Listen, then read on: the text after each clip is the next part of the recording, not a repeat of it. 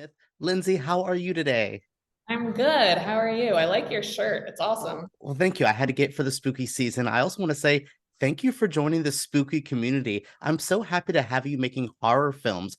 Were you always a fan of the genre growing up, or Oh was this like a yeah. new? Oh, you were. Yeah. I definitely was not like a kid watching Nickelodeon. I was watching horror films. Well, we also had that fun generation of having like Are You Afraid of the Dark and stuff growing up. Yeah. So we had a fun horror loving community. I also saw that you are a Stephen King fan and liking the original Pet Cemetery. Did that play any inspiration for your writing growing up or your love of writing? Stephen King specifically this work?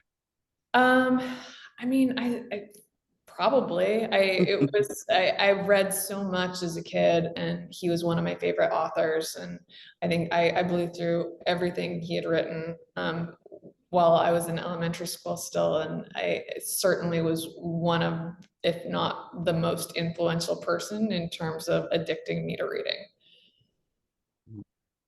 We always have to have those people. I was an R.L. Stein kid growing up, then Yeah. evolved into the Stephen King kid. So Yeah. I love to hear that.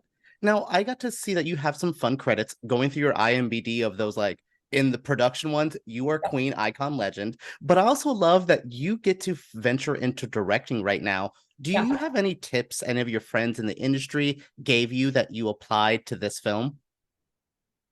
Yeah, I was working with J.J. Abrams right before I went to direct this because we were working on Star Trek together.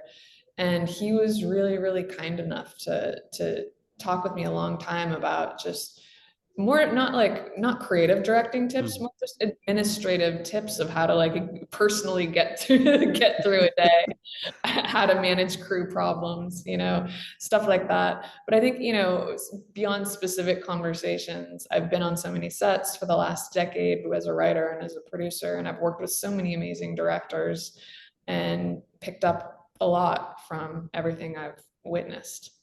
I mean, the name drop of J.J. Abrams giving you just even advice of like, here's how to handle your 12-hour shoot day. I Yeah. would have ate that up. That's amazing. I loved seeing your touch into this film, writing and directing this. Was there something that you really wanted to include in the story that you felt like you hadn't seen in previous Pet Cemeteries? We have the Native American touch. We have more women in a Yeah. Pet Cemetery story as well. Yeah, it was women and Native Americans were two very important things for me to include, and obviously the character of Donna crosses both of those, and she's like, I don't want to pick favorite characters, but she's very close to my heart. Um, Oh, yes. um, but no, it was very important to me.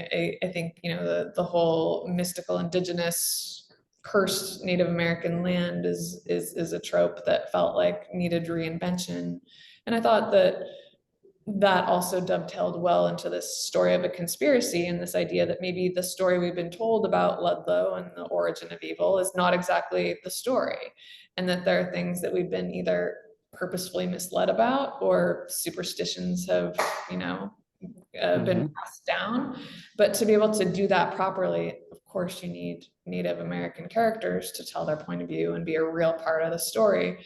So it was incredibly important to me that Manny was as much the hero as Jud, and that we had Donna in there as well to have a female point of view. And also, I feel like her relationship with Manny and that sibling relationship, in addition to Man and Jud's relationship, are kind of two very important anchor points emotionally for the movie. Yeah, I actually feel like I got to meet more people in this town, and I don't hate everyone in this town, even though I will say David Duchovny's shade about someone joining the Peace Corps is one of my favorite lines. I was like, oh my God, bro, calm down. I also love your touches of getting to play with multiple period pieces. You have your 60 setting, but it also got to venture back further than that. What Yeah. was that like? What was that like handling these different time periods? that shoot of the 1600s was amazing. That was some of my favorite few days. I mean, we shot basically a mini movie within the movie. There's so much footage we could release a 1600s movie. But I felt like it was one thing to hear about the history and another to see it. So I thought it was incredibly important we do shoot that sequence and we see it on screen. So we really feel the weight of the history and the town.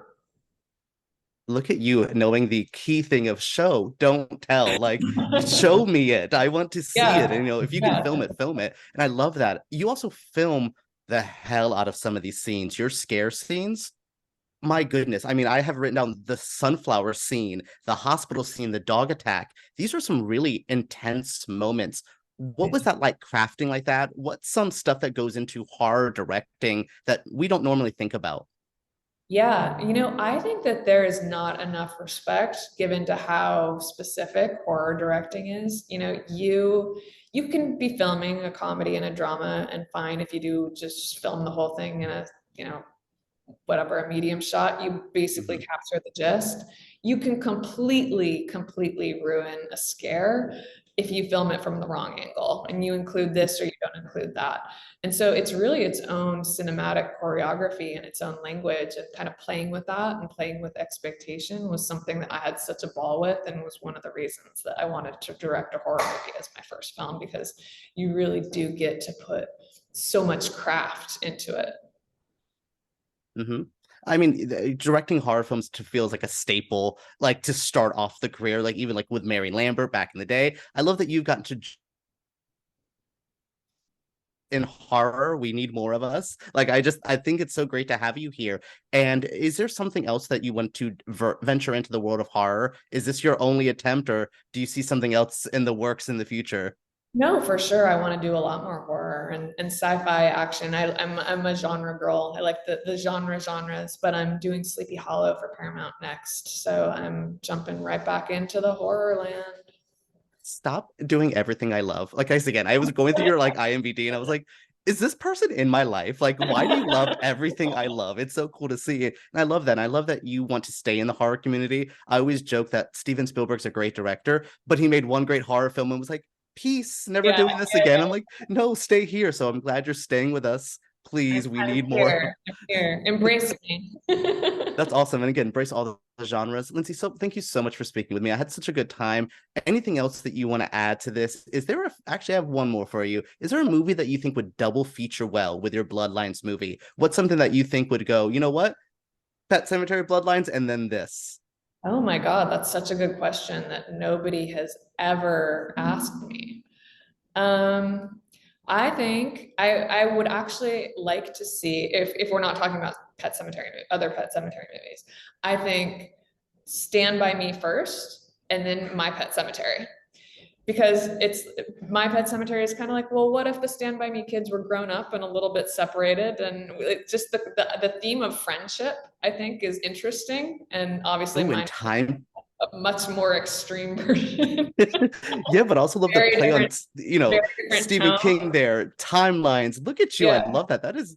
That's not the answer I expected. I was expecting another like Nom era movie. That's Yeah. great though. I love that so much. Thank you, Lindsey, for speaking with me today.